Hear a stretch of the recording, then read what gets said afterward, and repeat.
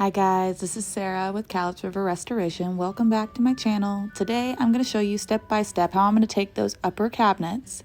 It looks like a buffet because I've been using it as a buffet, but they're actually upper cabinets that I have reclaimed and I got them at Habitat for Humanity. I'm going to upgrade this buffet a little more. So I started by removing all of the wooden buttons on the doors because I want to do more of a modern look rather than the sort of farmhouse shabby chic. So I removed those buttons and then puttied up all of those holes. I also puttied up all of the seams on the faces to give it a smoother look. After that, I removed all of my knobs. After removing all the knobs, I then puttied those holes as well. Once I had everything puttied and smooth, I went ahead and removed all of the doors and took the hardware aside and gave them a fresh coat of paint just to freshen everything back up. I still wanted them black, so just spray painted them. Then I used my hammer and removed the boards from the top because I'm going to sand those and refinish them as well. I decided that I want to go with a little bit of a lighter look because I'm going to paint the base black. So I went over them first with a 150 grit and my orbital just to get that previous stain off. And once I went over every board with 150, I went over it all with 320 just to make it really good and smooth. I really like the way that this bare wood looked, so I think that I'm gonna go ahead and stick with that. I then used the same 320 grit sandpaper to smooth out the faces of all of the cabinets so I have a good smooth finish that's ready for paint. I wiped down all of the boards to remove any dust so that I can wax them without waxing dust into them. The dust would make the top feel kind of gritty and wouldn't be smooth, so I used a Minwax Soft Touch finishing wax with a wax brush and went over every single one of the boards just to seal it because, again, I'm going to use that bare wood because it'll look better with my black, I think. I used a charcoal chalk paint by Rust-Oleum to prime all of the cabinets. I'm going to use that same charcoal chalk paint to prime all of my cabinet faces or doors. I used a foam roller to apply this primer. It's not really a primer, but I like the way that it goes on. I feel like the coverage is really good and it's really a nice transition from the white to the black because the black sometimes doesn't want to cover the white very well, so the gray or my charcoal really kind of bridges that gap. So I've used it quite a few times with different pieces that I've gone over that were really light in color before so that I can then go over it with a darker color. I then used, of course, after it was dry, I went over it with a flat black by Rust-Oleum. It's a latex paint, and I put that on with a foam roller as well, all over the base of what is going to be my buffet cabinet. This paint is marked as a flat black, but in my experience, it really looks more like a satin, which is fine. I'm going to seal it with wax, which kind of dulls it up just a little bit so I have more of that matte look.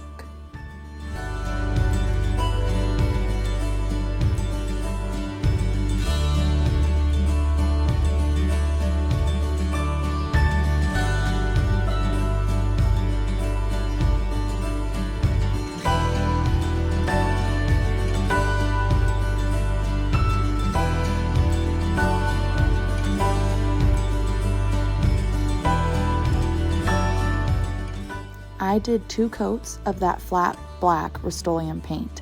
I used a paintbrush on my second coat because I kind of like the finish and the texture that the paintbrush gives over the roller. I like the roller too, but I lean towards a paintbrush a lot of times. I just do. I like my paintbrush. So that's what I did. Here's my lovely assistant and husband, Austin, cutting out some trim for me because we are going to trim out the front doors of this cabinet to give them a more modern and polished look. This is me receiving a lesson in how to use power tools, and I think that as time goes on, I will get better at them and I will keep practicing for you. I decided to use a square trim to give it more of a modern look. It's probably only about a 1/2 inch thick because I didn't want it to stick out too much. So I measured it out, and then I used a brad nailer that is attached to an air compressor to attach all of the trim. Then I used my wood putty, but my wood putty was super dry, so I tried adding some water to it because one of the people I follow did that, and it worked out. It did, but it was a little harder to stir than I thought it was. You could see me kneading it with my hand. But anyways, so I then used that wood putty and I went over all of the seams and all of the nail holes in my cabinet door so that it has more of a smooth finish. I also had my husband build a frame because I want to put legs on this buffet, and he built a frame. I didn't get a video of it, but this is the frame he built me, and then I puttied all of the holes from where he screwed it together, and once everything's dry, I'm going to sand it all down. So I started by sanding down the cabinet doors and got all of the areas where I put putty sanded. Of course, wait for it to dry, otherwise it's not going to sand very well. Fortunately, it does dry pretty quickly.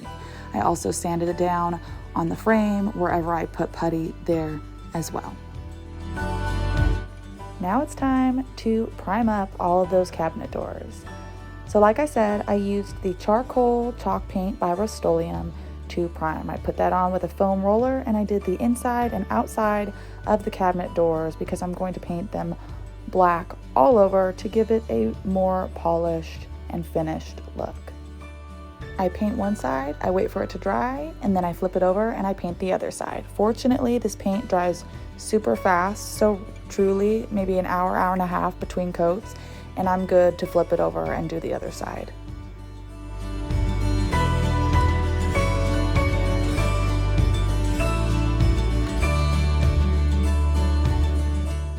Because these cabinet faces have some nooks and crannies that my roller can't reach, I went ahead and foam rolled all of it and then went back over it with a paintbrush to get in all of the seams where my foam roller just couldn't reach.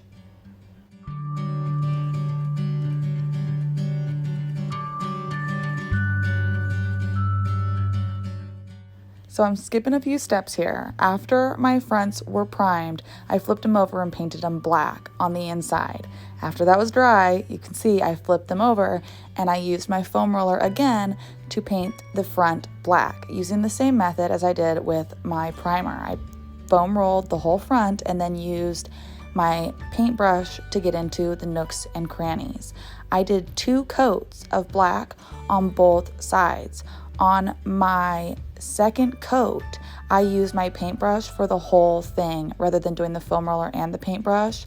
I like the texture that the paintbrush gives, so I use my paintbrush completely without the foam roller for my second coat. Be sure to give plenty of time between coats to flip your cabinet doors over so that they do not stick to the surface that you lay them on. Time to attach that base, and my handsome partner is going to screw that in for me. After attaching this frame, I painted it black. I didn't prime, I just went over it with 2 coats of my flat black. Then I put new legs on the bottom of the frame. Then I reattached all of my hardware, and then after putting all of the doors back on, I waxed it with a black wax to seal. I started off with this smaller brush and then switched over to a little bit of a bigger brush in order to make it go faster. Now my bigger brush wouldn't fit into my can, so I had to get a little ceramic bowl and put some black wax in there, and then I put it on from there. Now you want kind of a lighter layer of wax. It doesn't have to be super thick, otherwise it's going to take forever for it to dry.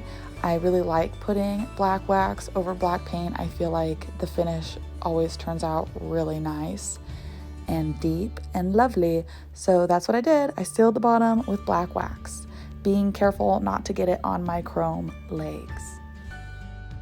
I feel like waxing is always a good arm workout because I really have to work that wax in there in order to get the texture that I'm after. Here is a before of this cabinet buffet when it had more of a farmhouse shabby chic vibe. And this is the buffet after some teamwork with my husband to create this more modern feel that goes a lot better with our more modern industrial vibe in that space. I'm so in love with this. I'm so grateful that we could reuse a piece that we already have rather than buying new. It looks awesome, and I'm so grateful that it's done. Thank you so much for checking it out. There are so many more projects and flips and tricks to come. Please like and subscribe so that you can be in the know as I do more projects. Thanks for checking it out. We'll see you next time. Bye.